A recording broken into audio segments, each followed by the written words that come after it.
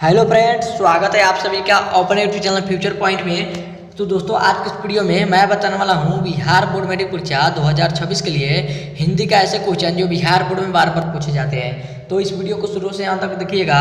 इस वीडियो को कहीं से स्किप मत कीजिएगा और इस चैनल पर नया है तो चैनल को सब्सक्राइब कीजिएगा और वीडियो को लाइक जरूर कीजिएगा। तो चलिए स्टार्ट करते हैं आज का वीडियो। तो दोस्तों, यहाँ पे आपका पहला नंबर प्रश्न है, भीमराव अम्बेडकर का जन्म कहाँ पे हुआ था। आपके क्वेश्चन है, भीमराव अम्बेडकर का जन्म कहाँ पे हुआ था। तो याद रखिएगा, महू गांव और मध्य प्रदेश राज्य में हुआ था। यहाँ पे आपका ई ऑप्शन राइट आंसर होगा। चलिए चलते हैं अगला प्रश्न को। तो दोस्तों, यहाँ पे आपका अगला प्रश्न है, पहले दिन पपाटी को क्या हो गया था। आपके क्वेश्चन है, पहले दिन पपाटी को क्या हो गया था। याद रखिएगा, मेनिंजाइटिस बुखार हो गया था। यहाँ पे आपका सी ऑप्शन राइट आंसर होगा। चलिए चलते हैं अगला प्रश्न को। तो दोस्तों, यहाँ पे आपका अगला प्रश्न है, मंगमा क्या काम करती थी। तो याद रखिएगा, मंगमा क्या काम करती थी, तो दही बेचती थी। और किस शहर में दही बेचती थी, तो बेंगलुरु शहर में दही बेचती थी। आगे बढ़ते हैं अगला प्रश्न को। तो दोस्तों, यहाँ पे आपका अगला प्रश्न है, दिनकर को ज्ञानपीठ पुरस्कार किस रचना के लिए मिला था। आपके क्वेश्चन है, दिनकर को ज्ञानपीठ पुरस्कार किस रचना के लिए मिला था।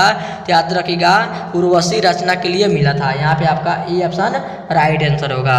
आगे बढ़ते हैं अगला प्रश्न को। तो दोस्तों, यहाँ पे आपका अगला प्रश्न है, भारत माता कहाँ निवास करती है। तो याद रखिएगा, गांव में निवास करती है। कहाँ पे निवास करती है, तो गांव में निवास करती है। यहाँ पे आपका ए ऑप्शन राइट आंसर होगा।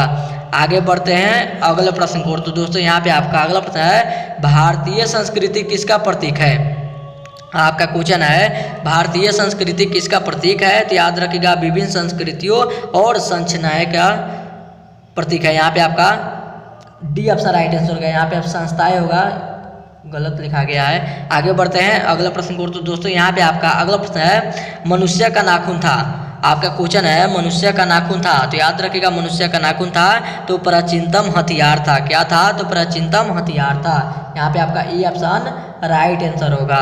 आगे बढ़ते हैं अगला प्रश्न को। तो दोस्तों, यहाँ पे आपका अगला प्रश्न है, उत्तर भारत के नागरी लिपि को हम किस नाम से जानते हैं। आपका क्वेश्चन है, उत्तर भारत के नागरी लिपि को हम किस नाम से जानते हैं। तो याद रखिएगा, देवनागरी लिपि के नाम से हम जानते हैं। यहाँ पे आपका ई ऑप्शन राइट आंसर होगा। आगे बढ़ते हैं अगले प्रश्न को। तो दोस्तों, यहाँ पे आपका अगला प्रश्न है, सेन साहब किस कहानी के पात्र है। आपका क्वेश्चन है, सेन साहब किस कहानी के पात्र है। तो याद रखिएगा, 20 के दांत कहानी के पात्र है। किस कहानी के पात्र है, तो 20 के दांत कहानी के पात्र है। यहाँ पे आपका सी ऑप्शन राइट आंसर होगा।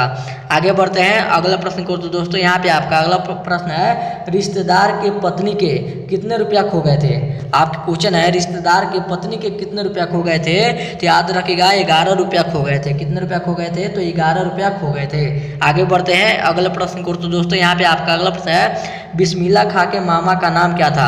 आपके क्वेश्चन है, बिस्मिल्लाह खां के मामा का नाम क्या था। तो याद रखिएगा, सादिक हुसैन था। क्या था, तो सादिक हुसैन था।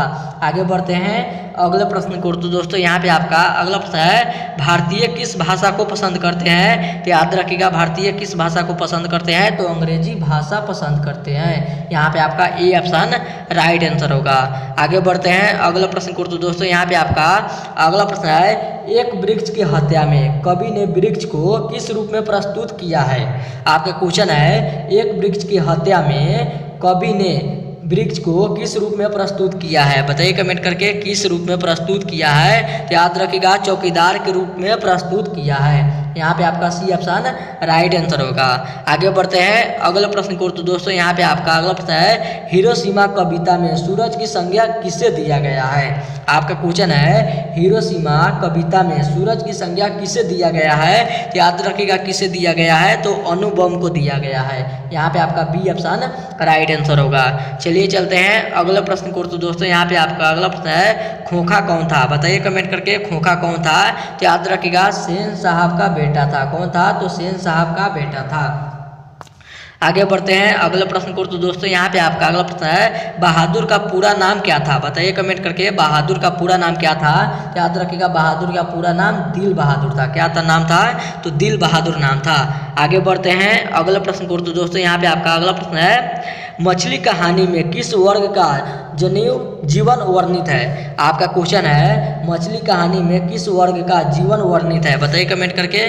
तो याद रखिएगा, निम्न मध्यम वर्ग की है। किसका है, तो निम्न मध्यम वर्ग की है। आगे बढ़ते हैं, बी ऑप्शन यहाँ पे राइट आंसर होगा। आगे बढ़ते हैं अगले प्रश्न को। तो दोस्तों यहाँ पे आपका अगला प्रश्न है, गुरु नानक का जन्म कहाँ हुआ था।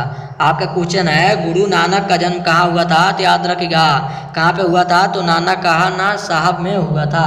यहाँ पे आपका सी ऑप्शन राइट आंसर होगा। चलिए चलते हैं अगला प्रश्न को। तो दोस्तों यहाँ पे आपका अगला प्रश्न है, सास बहू के बीच विवाद का क्या कारण था। आपका क्वेश्चन है, सास बहू के बीच विवाद का क्या कारण था। तो याद रखिएगा बहू द्वारा अपने बेटे को पीटना, यही कारण था। यहाँ पे आपका सी ऑप्शन राइट आंसर होगा। चलिए चलते हैं अगला प्रश्न को। तो दोस्तों यहाँ पे आपका अगला प्रश्न है, मुदैरे किसकी राजधानी थी। आपका क्वेश्चन है, यहाँ पे आपका मुदैरे किसकी राजधानी है, बताइए कमेंट करके। मुदैरे किसकी राजधानी है, याद रखिएगा किसकी राजधानी है, तो पांडव की राजधानी है। यहाँ पे आपका पांडव की राजधानी है, इसलिए यहाँ पे आपका बी ऑप्शन राइट आंसर होगा। और ये था आपका वीडियो का लास्ट क्वेश्चन। अब वीडियो यहीं पे खत्म करते हैं। उम्मीद करते हैं वीडियो आप सभी को बहुत ही अच्छा लगा होगा। तो इस वीडियो में जाते जाते इस वीडियो को जरूर एक लाइक कर दीजिएगा, और चैनल पर नया है तो चैनल को सब्सक्राइब जरूर कीजिएगा। तब तक मिलते हैं अगला वीडियो में, तब तक bye bye, thank you for watching. मिलते हैं अगले वीडियो में।